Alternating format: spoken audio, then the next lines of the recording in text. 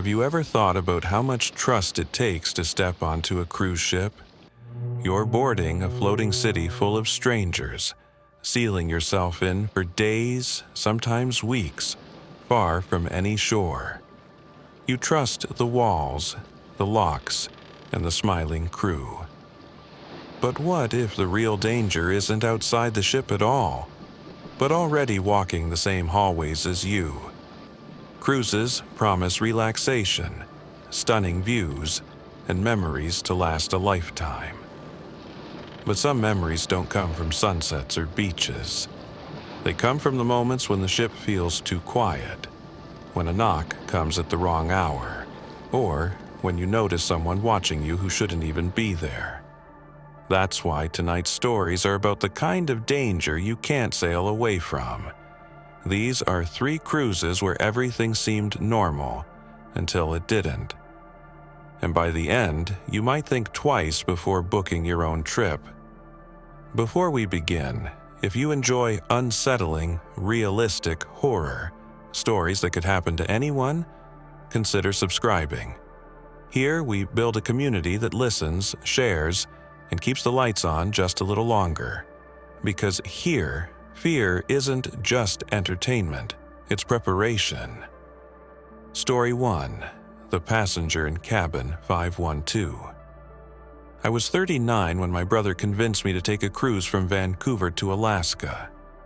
It was late September, colder than I'd expected, but the idea of glaciers, fjords, and endless sea was enough to make me forget about work for 10 days.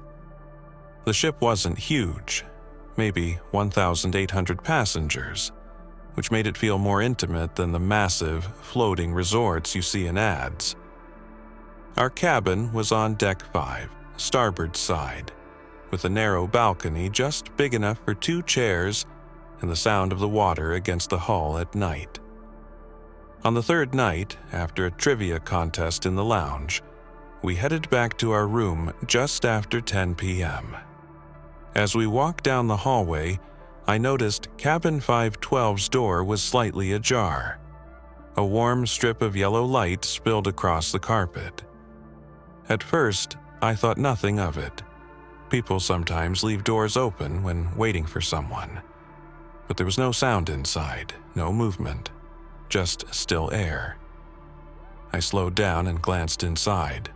The room was tidy, bed made, curtains pulled halfway, but a man sat perfectly still in the chair by the balcony door. His head was tilted, his hands resting on the armrests, staring at the glass as if waiting for something outside. He didn't turn when we passed. He didn't blink. That night, I couldn't stop thinking about him. I told myself it was nothing, just another passenger enjoying the view, but something about his stillness felt wrong. It was the kind of stillness you notice because it doesn't fit anywhere. Ships are full of small movements, curtains shifting in the air conditioning, people adjusting in their seats, the sound of the TV in the background. But cabin 512 was silent, and he was motionless.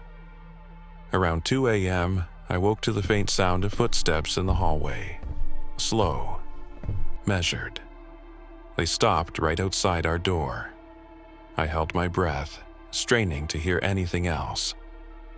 Then came a faint scraping sound along the wall, moving from our door toward the wall we shared with 512. My brother slept through it, but I stayed awake, watching the crack of light under our door until dawn. The next morning, I passed 512 again.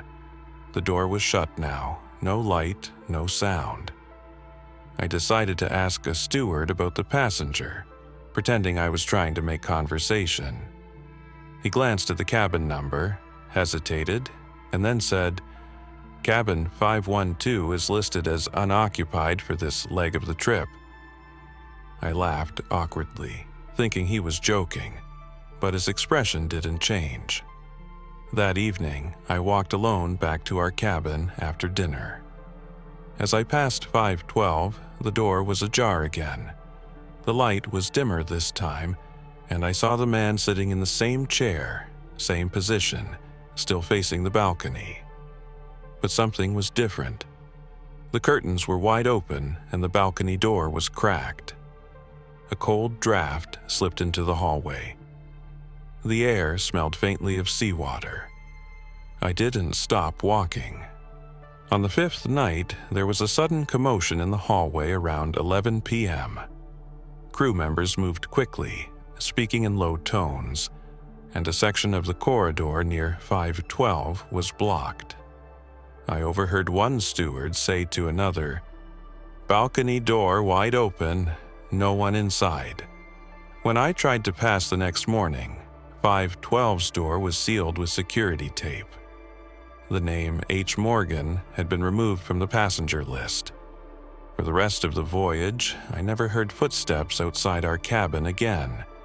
But every night just before sleep, I thought I heard a faint scraping sound, like something brushing along the outer hall just below our balcony. Story 2: The Man in the Windbreaker.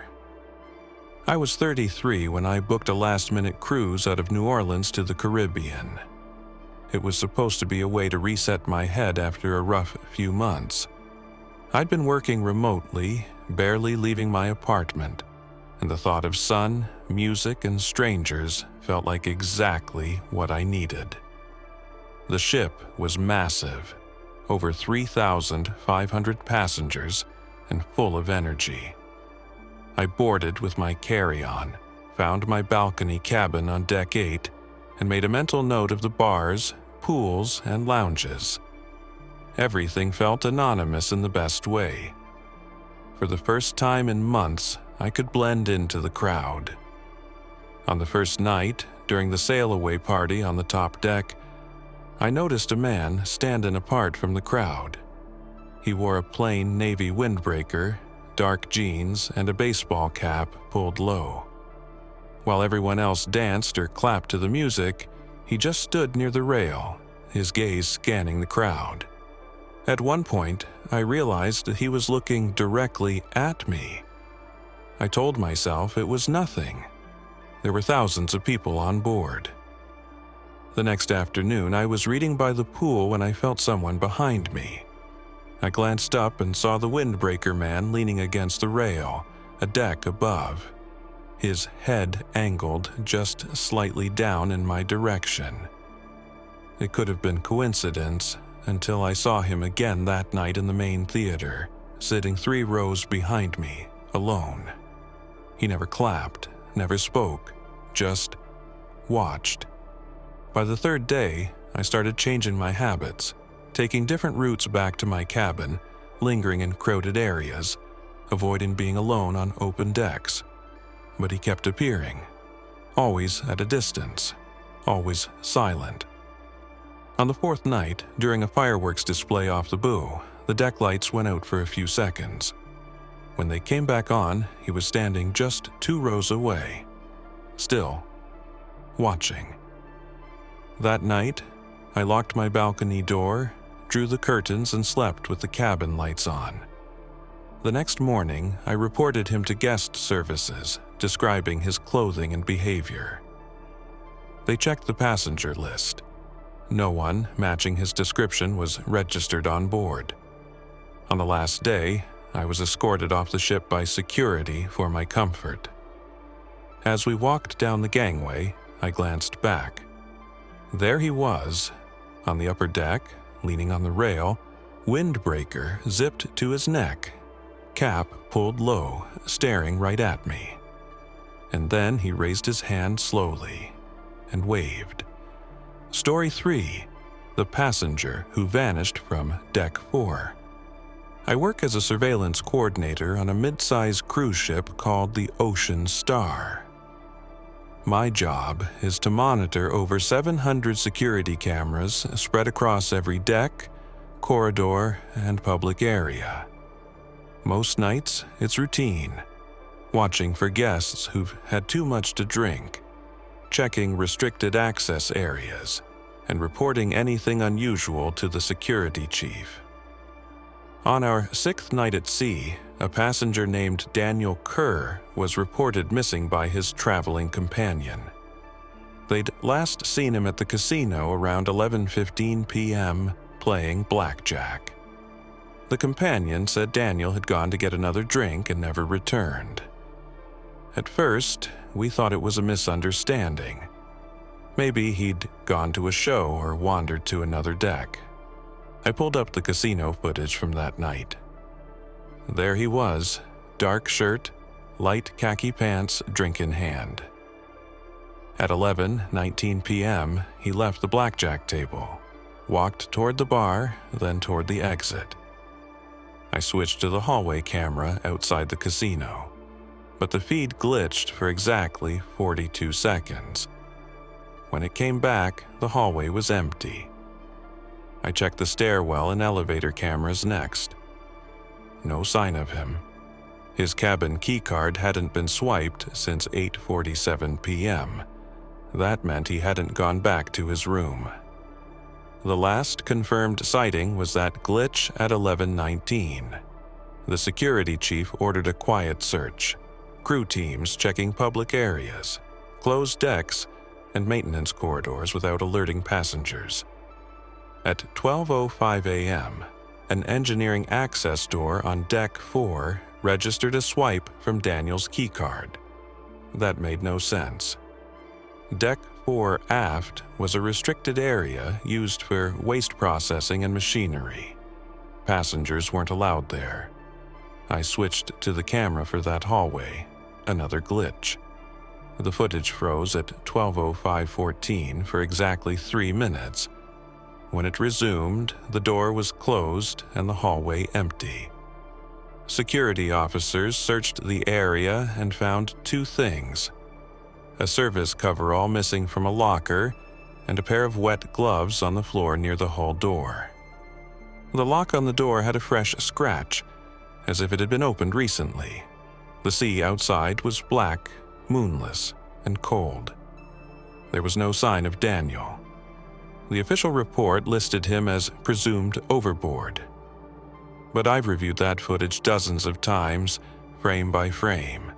And every time, just before the glitch on the Deck 4 camera, there's one frame, just one, where a figure in a dark coverall stands in the hallway.